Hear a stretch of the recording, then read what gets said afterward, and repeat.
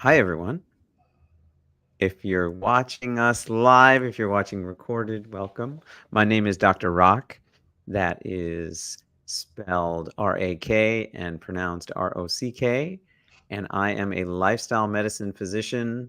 I am the lead physician and coach at Rock Your Life. And welcome to my weekly live stream. This week I am here with Marsha Sims. If you've watched our stream before, if you've listened to my podcast, Marsha, you were recently a guest on my podcast. Marsha is a patient that I've worked with, but much more than a patient. You are a friend and my ally in my quest to get personally organized in my life. Marsha is a professional organizer as well. And if you want to learn more about that, please check out episode 20 of the Health Feast. But Marsha, it is with great pleasure I welcome you today to the live stream. And we actually chatted a little bit earlier today to prepare for this, and you told me how your morning had gone. You want to share? And welcome. Yeah, thank you. It's always good to be here and to be with you. Well, my blood pressure had been doing so good when we worked together and you helped me get everything normal. And I was feeling so excited. I'd go to the gym and they would take my blood pressure and it was like 112 over 60. I mean, I was so excited. My blood pressure hasn't been that low since I was 12. So so I was always excited and I'd love to go because then they take my blood pressure and I was doing great. And today they took my blood pressure and it was like 165 over 89, 87 or 89 or something like that, 86. And so they were saying, well, what happened? Are you upset? And I knew what happened.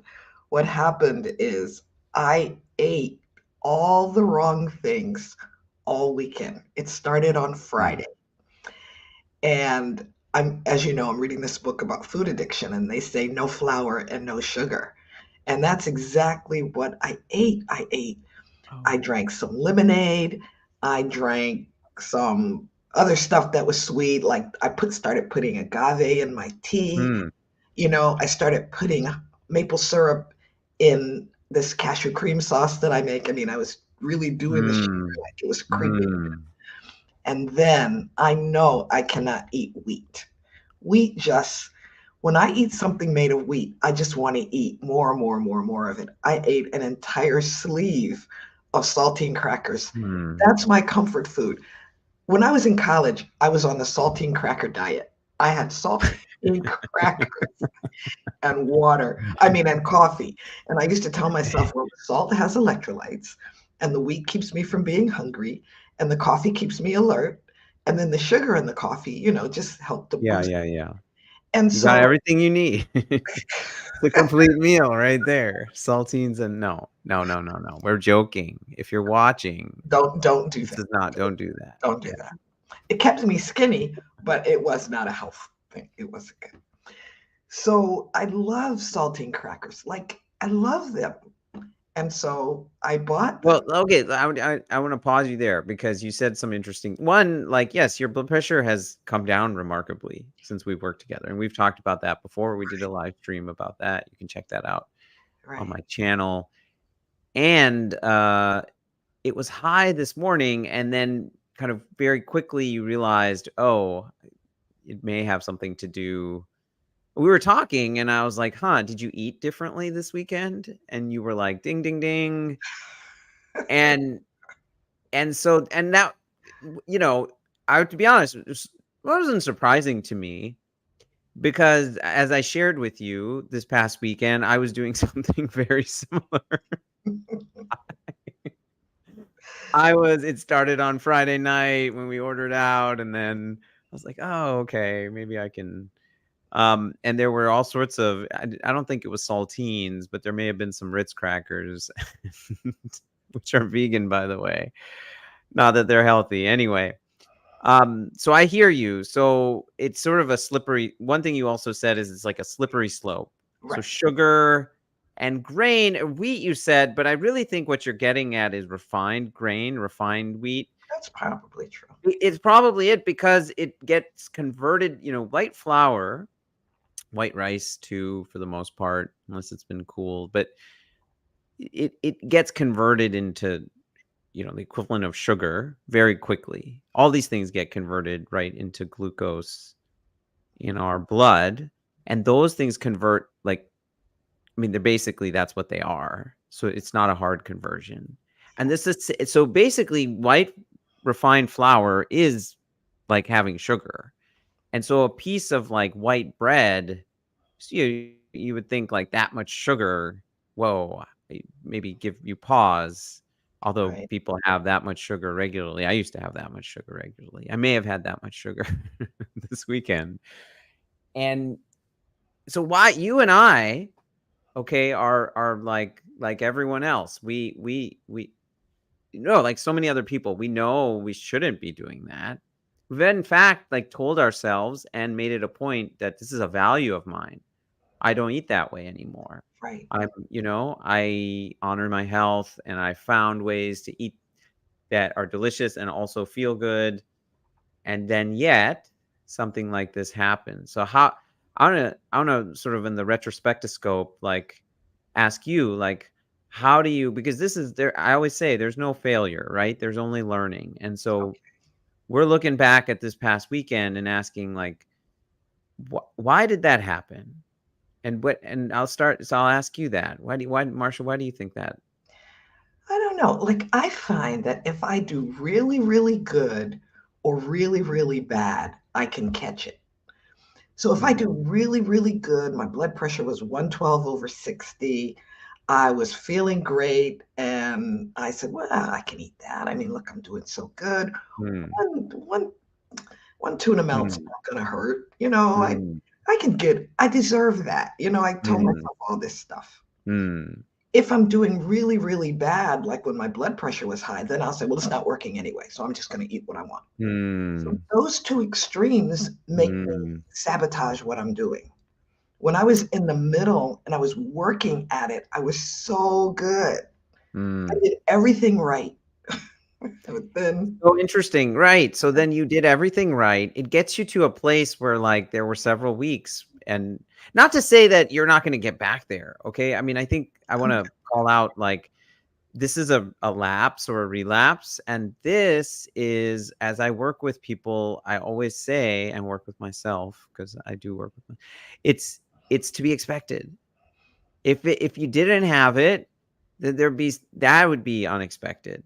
And so if it's expected, then when it happens and you, like you said, you can catch it, and you can kind of, that's what we're doing right now. We're taking this pause and we're sort of saying like, okay, I know, because this is, and we can get into this too. I think we were talking about food addicts, and one of the things they teach you in any, and I haven't been through a 12-step program, but I've listened to so many like podcasts and interviews with people and talked to you, and and one of the things they say is, when you're thinking about having the thing, you sort of like pause and play out that decision. So if it's like an alcoholic, you're like, okay, I'm going to have the drink. And this is what you call your sponsor. If you have a sponsor, and they'll just ask you, okay, well, what's going to happen next?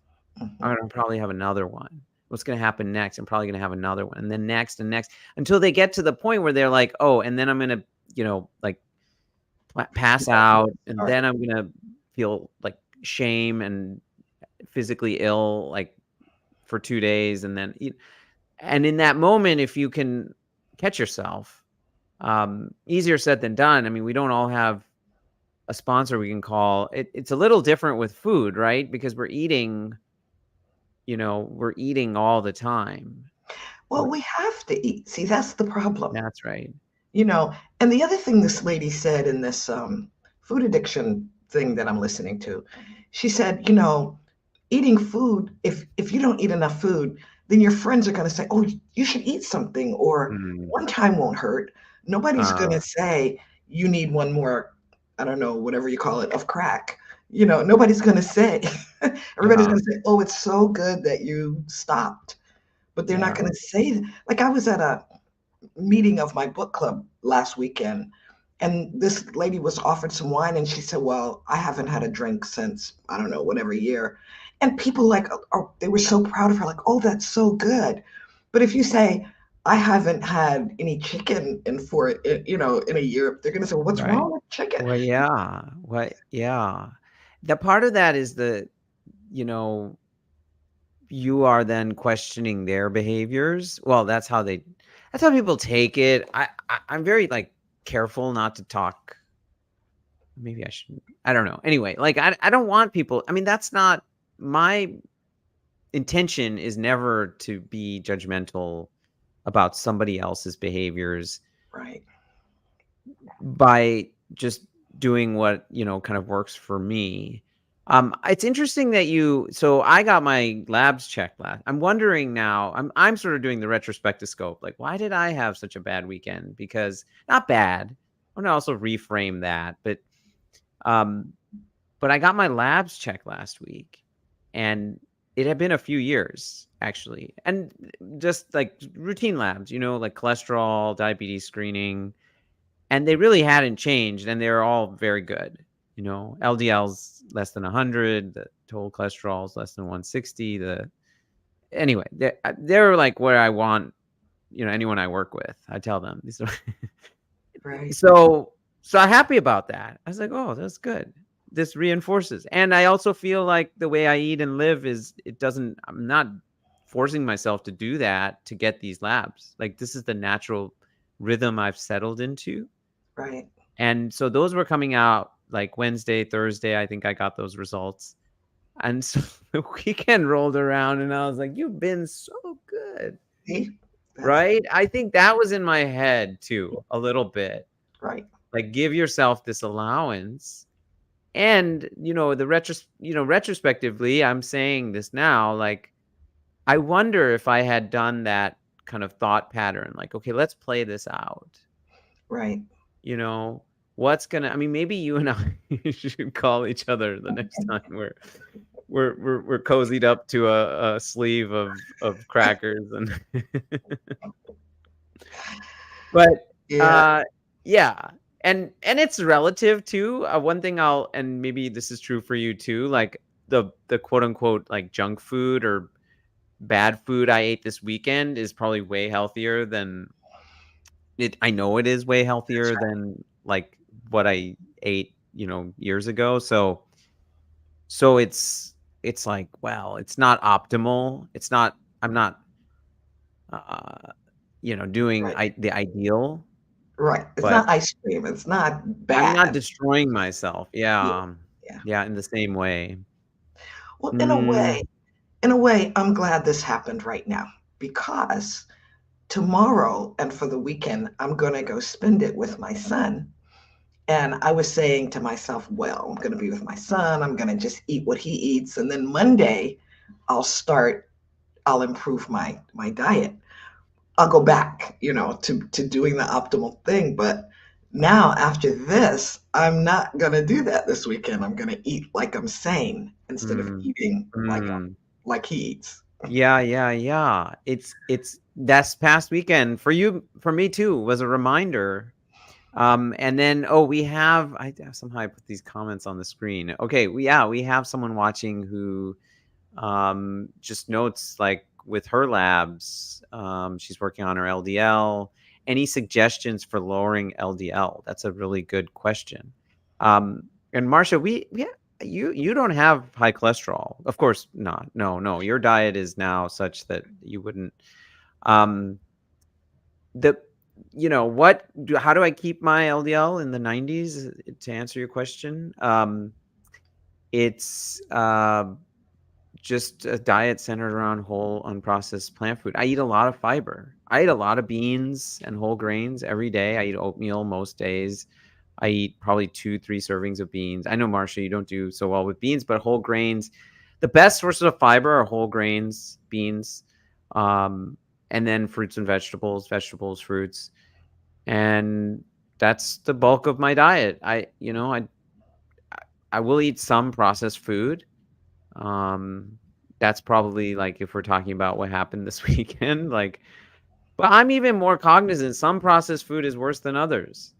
And so Hmm. you can look at the like how much fat does this have? Because that relative to that, I know there are these like chickpea snacks that I buy for my kids, and one of them has like 7 grams of fat, and one of them has like 4 grams of fat. And my kids always tell me that the 7 gram one is like lighter and crunchier or something. I don't know. I'm like, yeah, because that's double the oil.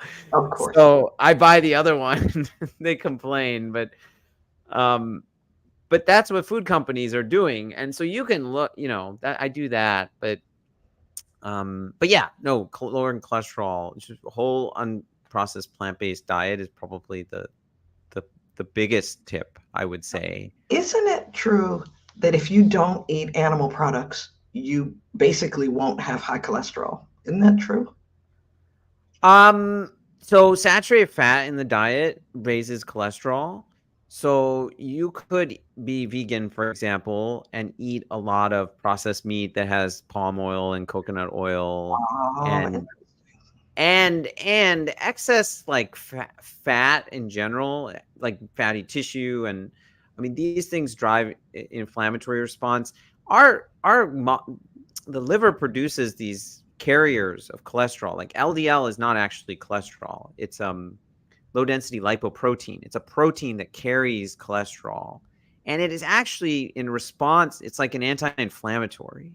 It sounds weird to call LDL an anti-inflammatory. It makes it sound like a good thing, but actually that's part of our normal. That's why you and I and anyone else who even eats healthy still has like LDL circulating. It has a job, it has a role. The problem is when that level gets so high, it starts infiltrating the walls of the blood vessels, and then other cells come in, other inflammatory cells, and that's when plaques can form. So that's like the extreme. And so what drives it up, like other things that cause dyslipidemia and so you're asking, our guests asking, or our viewers asking about nuts and seeds and avocados. And yeah, nuts and seeds and avocados are very healthy.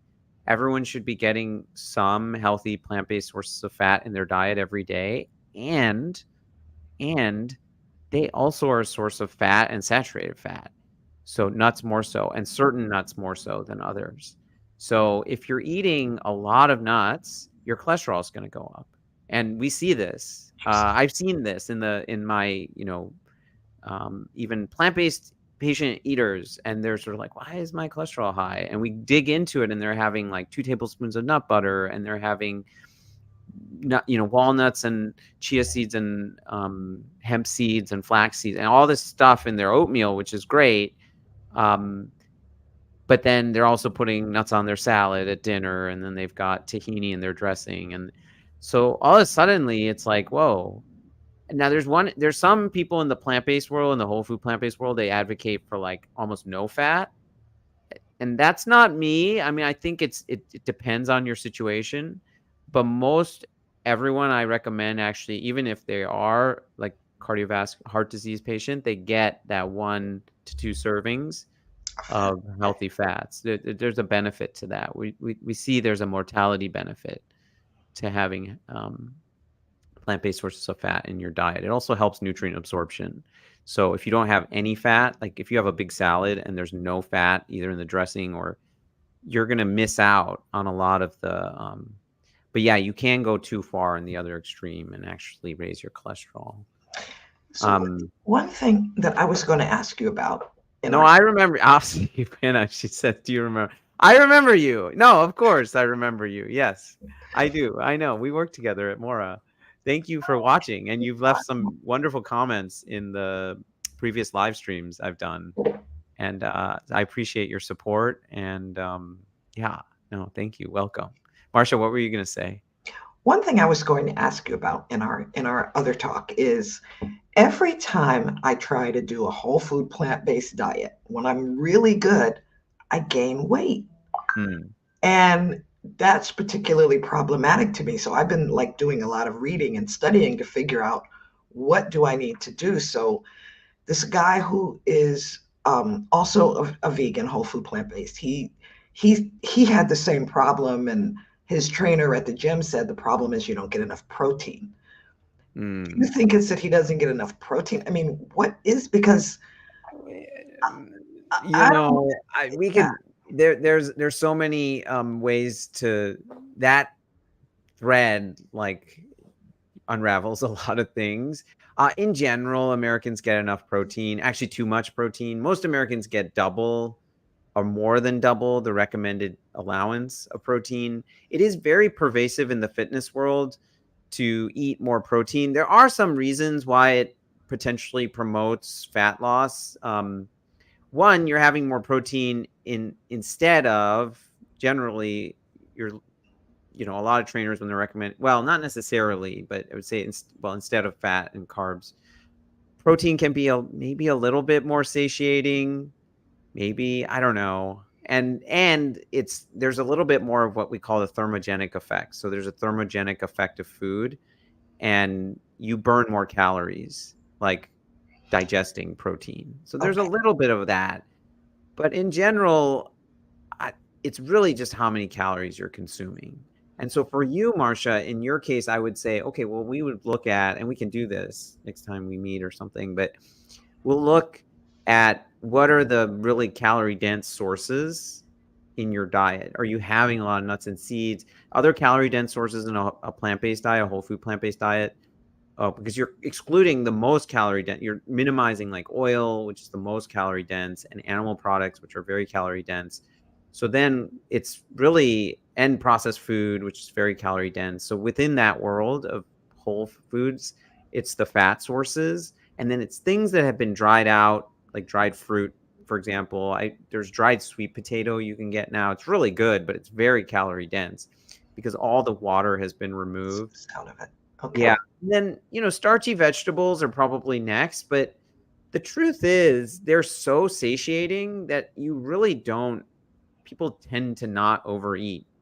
Assuming you haven't added oil or butter, other things like potatoes and things like that, like you don't really overeat. Naturally, they're so filling that so, yeah, I mean, it'd be a like because the things that are very low in calorie density are non-starchy vegetables. So really, I mean, if someone's trying to lose weight, I really just like work with them to emphasize more greens and cruciferous vegetables and things like that. And then we look at the other components. I don't really up the protein anymore. Not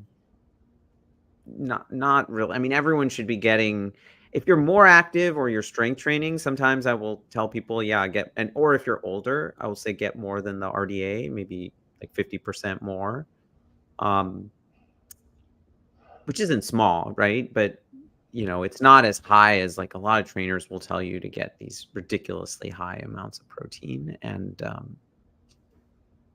my views on that have changed, really because we know that excess protein in the diet drives certain cellular mechanisms like pathways that also drive cancer.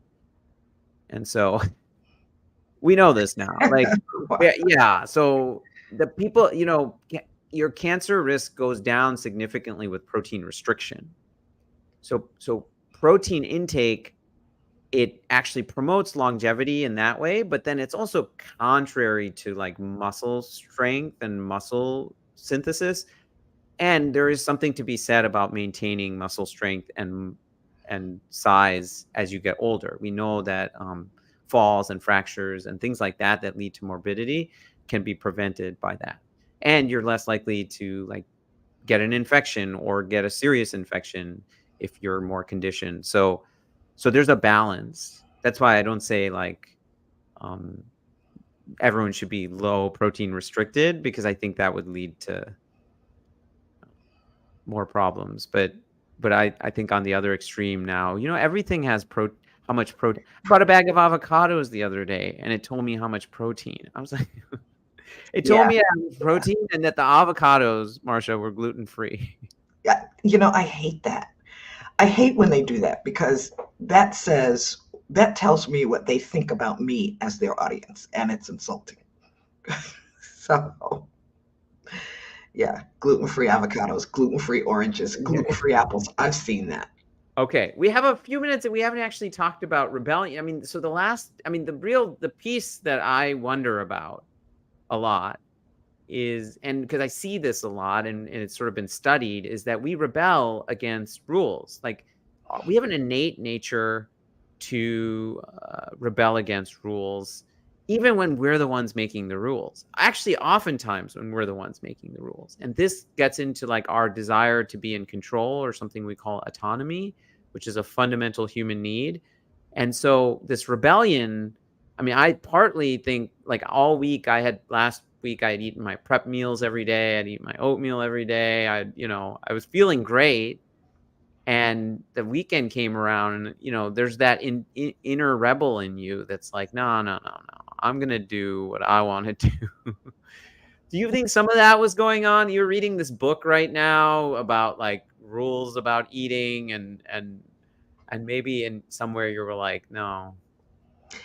I'm not sure. I think it's because I was doing so good. I gave myself the Hmm. freedom to just, eat some stuff that I have avoided for the last 7, 8 months. Yeah. I think that's what was going on. I don't think Yeah. it was rebellion. Actually, I think now that you're saying it, I think that's what was going on in me too. My initial reaction was like, "Oh, you're rebelling." But you know what I realized as we're talking? I actually really enjoy, like, I didn't feel restricted all week. Like I Right, really enjoyed the food I was eating. I love my oatmeal. I love the food I prepped for right, the week. Like, right. so I think you're right. I think I got those labs back, and I was like, "Oh, you're doing so good." That's what I think happened to me. Yeah. Yeah. I thought, I don't have high blood pressure anymore. I don't have to worry about that anymore. I'm still doing most of what I'm supposed to do. I can have a tuna melt. Yeah, that's right. Okay, so Marsha, Offsea is watching, our wonderful fan is watching, and asking how, she's wondering, she should get some work, so she should work with you. She's on your website right now. So you want to share with people watching what your website is and how they can work with you? Oh, how nice. Yes. Okay. My website is sortitout.net. Wonderful. And I have a few programs. One program is with me on Fridays, and the That's others, right. Yeah. yeah, Tell everyone about that program. I do this program. this program is so wonderful. It is so supportive. Everybody who's there loves the support. So we not only are you with me, so the way it works is you come to class, it's 90 minutes. You come to class, I introduce everybody and I ask, what do you want to accomplish with me today? And then you'll tell me if you know, and if you don't know, you can say, I have no idea what I want to do today. Either way is fine. And then if you know what you want to do today, then I set the timer for 20 minutes and you get to go and work on your project for 20 minutes. And then I call everyone back and I ask, how are you doing? If you're doing great, that's awesome. You can tell us and you'll get support. And everybody will, like, people cheer you on and they say, oh, that's so wonderful. You're inspiring me and things like that. Mm, If you didn't do great, then you get support. Oh, I really mm, understand. I had that problem too. And then I'll tell you what to do. Or if you tell me you're going to do something, like let's say yeah. you say, I'm going to, I don't know, clean off the table today. I might ask you, what is your process going to be? And then if I see that if you're struggling, or if you're getting ready to do it in a way that's not going to ever work, I'll help you. And then if you say, I have no idea what I want to work on today, then I'll ask you the questions Yeah. to get you focused. So I see my role as getting everybody focused and making sure that everybody accomplishes a goal. No, I've reflected on this, but it reminds me, in many ways it reminds me, I mean, of my coaching groups. And in my health coaching groups, we're Yeah, talking about health changes, health behavior changes, but we're doing the same thing. We're supporting each other, we're celebrating with each other, yeah, and troubleshooting, sort of like figuring out, okay, what is the next best step? What is the change you should make? And that's that's what you're doing. What's also remarkable about your sessions is you're doing that, but then you also, it's actual work time. So if you can't find the motivation, like I think many people who struggle with clutter and disorganization, it's a very lonely, isolating, arduous like task. And so to do it in a group with people who are also doing it, who are also real time. You give us 20-minute blocks, and there's a timer in the corner. And then, after the timer ends, it's like, how did that go? That's You right. do a check-in with everyone. So very Yeah. innovative too. Oh, And yeah, yeah, so that's it's wonderful. It is so supportive. So in addition to that, we have an all the time chat group on the phone. that's So right. at any Oh, time, I know. On this chat. Anytime you're organizing and you just want to share with people or say, is there anyone else out there organizing? yeah, Yeah. yeah. Um, that's And, right. and That's the other right. thing is, organizing can be miserable because we don't want to do it. That's Yeah. the reason we don't do it is because we really don't want to do it. But so Yeah. the question is why? I don't want to do it, but I want to see it done. But the reason, in my opinion, is because organizing is like going backwards. You know, Yeah. you have to clean up what you didn't take care of yesterday Yeah. and last week and last year and 5 years ago. We want to go forward and go into life, but we can't because we have to drag all that stuff with us. That's right. So it feels miserable. That's right. So you're with a bunch of people who totally understand Yes. misery and they'll boost you up. So, Marsha, it was, yeah, and everyone watching, I would highly encourage, maybe I'll link it in the description, the Oh, interview we did on our podcast, because you yeah. get very deep into both how you got into this world of organization and also the what you've uncovered, just these things. In all the years that you've worked with people. And I just want to thank you again for coming on today. It's really always a treat to speak with you and spend time with you, and for other people to hear your wisdom. So thank you. Thank you. And let me say that if someone wants to talk to me, I do not mind. You can pick up the phone and call me. So, there. Oh, okay, wonderful. All right, everyone, have a wonderful week. Check out my newsletter and my podcast. Thank you, Afsi, for watching and for being a big fan of all of those things. And we will see you back here next time. Have a great rest of your week, everyone.